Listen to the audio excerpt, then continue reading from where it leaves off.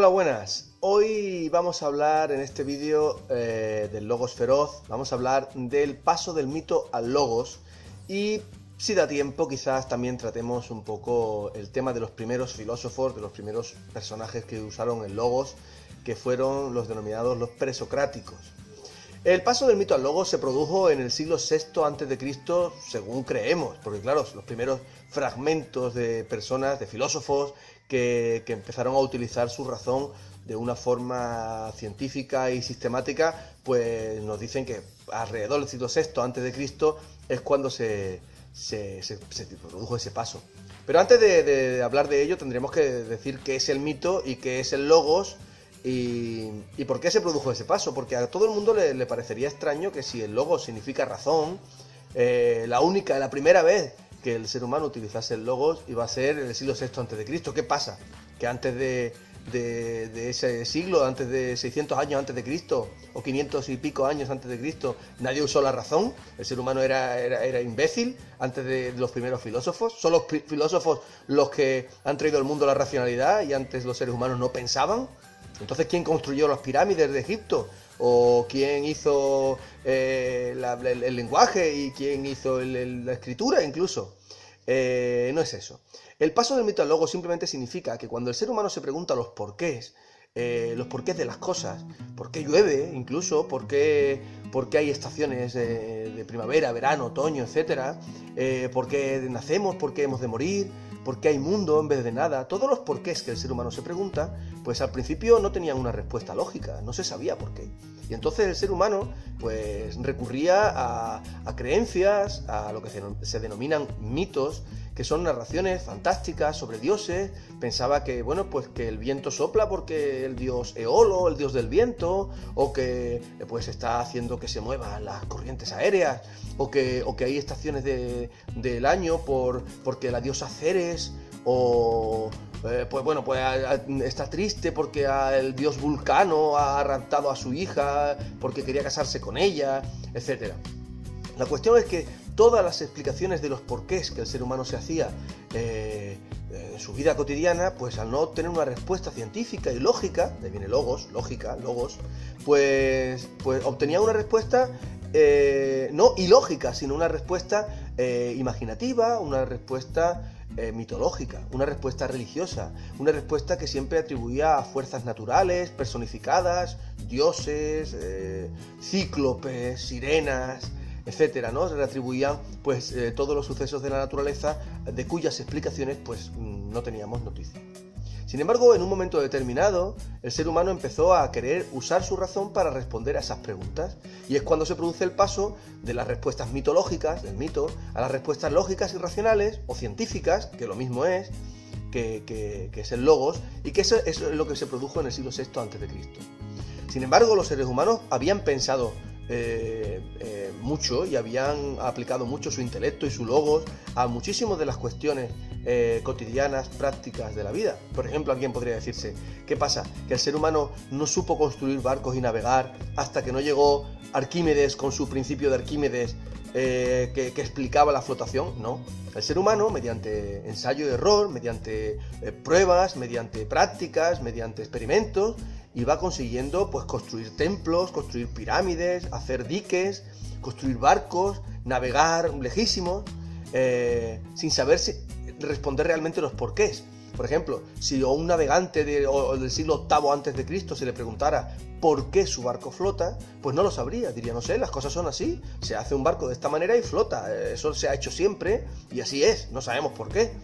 Sin embargo, tuvo que llegar Arquímedes, tuvo que llegar el siglo VI, V y IV a.C. para que comenzasen las explicaciones científicas del porqué.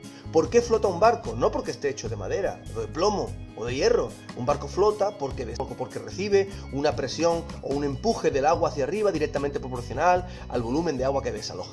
¿Y por qué no se cae un edificio? Pues entonces tiene que venir la explicación de la arquitectura, que explica por qué las fuerzas hacen su función y por qué las columnas retienen el peso del armazón, del armazón del edificio.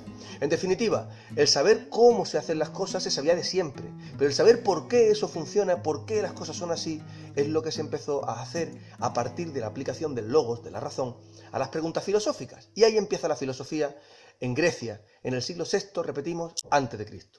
Muchos piensan que eso de que empieza en Grecia, empieza en lo que es hoy en día Grecia, el país Grecia. Sin embargo, el primer filósofo conocido, el primer presocrático, del que vamos a empezar a mencionar algo ahora y que continuaremos en el próximo vídeo, el primer presocrático fue Tales de Mileto. En aquella época se mencionaban a las personas como ahora hacemos con muchos de los cantadores flamencos, la Bernarda y la Fernanda de Utrera, o el Camarón de la isla, ¿no? Pues de la misma manera ahí se mencionaba a los filósofos, Tales de Mileto, o sea que Tales era de la ciudad llamada Mileto, igual que Pitágoras de Samos o Protágoras de Abdera. Cada uno se iba diciendo pues del lugar donde procedía, como apellido, digamos, ¿no? Entonces Tales de Mileto, como su nombre indica, procedía de Mileto, y Mileto era una ciudad que estaba en lo que hoy en día es Turquía, porque Grecia, la zona griega de influencia, donde se hablaba griego y había cultura griega, no era lo que hoy en día conocemos por Grecia, sino que desde Parménides de Elea, que Elea estaba en la actual Italia, hasta Tales de Mileto, que Mileto está en Turquía, pues lo que era Grecia abarcaba a una amplia zona del Mediterráneo, más allá de la actual Grecia. En fin, los primeros filósofos, los presocráticos, fueron los que empezaron a utilizar el logos para preguntarse los porqués. Y el porqué más importante que se preguntaron fue ¿por qué hay realidad? ¿Por qué hay mundo? ¿Por qué es en vez de no ser? Que ya dijimos en el vídeo dedicado a Parménides, ¿no? Y el buscando el origen, el fundamento, el principio de todo, aquella explicación de donde todo viene, el por qué hay cosas, el por qué hay mundo, es lo que se denominaba la búsqueda del arjé, porque arjé en griego significa principio, origen, fundamento. ¿De dónde procede todo? ¿De qué, digamos, si cogemos cualquier cosa del mundo que cojamos y la dividimos en sus partes más pequeñitas, al final, ¿qué hay? Hay agua, al final hay átomos, al final hay... ¿de qué está hecho todo en el fondo? ¿Cuál es la base, el fundamento de la realidad? Eso es la búsqueda del arjé. Y fue esa la principal, primera y básica preocupación de los primeros filósofos de la Grecia clásica. Por eso se les denomina físicos. Bueno, se les denomina presocráticos porque son presocráticos, antes de Sócrates, que fue un gran filósofo ya del siglo V, IV antes de Cristo. Pero sin embargo a los presocráticos, a los primeros filósofos presocráticos se les denomina físicos, porque realmente se ocupaban de buscar el arjé, esto es el origen, el principio, el fundamento de la physis. Physis en griego significa naturaleza, el origen de la naturaleza, el por qué hay mundo, naturaleza, planetas, estrellas, realidad, vida, por qué lo hay en vez de no haberlo, y de qué está constituida la realidad en su más básico fundamento. Así que, por eso en los libros de filosofía, una frase que parece un poco oscura de entender, dicen, los primeros filósofos, los físicos, se encargaban de buscar el arjé de la physis, o sea, el principio de la naturaleza, el porqué del mundo.